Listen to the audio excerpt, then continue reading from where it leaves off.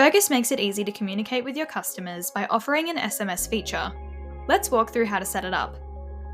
First, click the profile icon in the top right corner and select Settings. From there, navigate to the Integration Center. Find the SMS integration under Productivity. To start, enable the SMS feature.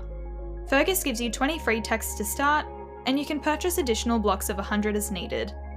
Once SMS is enabled, you'll see key details on this page, including how many texts you have left, the option to enable or disable auto-renew for your SMS credits, and a field to set your default country code.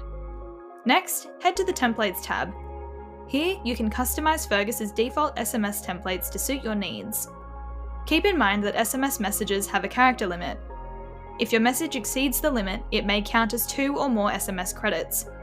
Fergus helps you track this with a character count and an SMS estimate at the bottom right corner of the editor.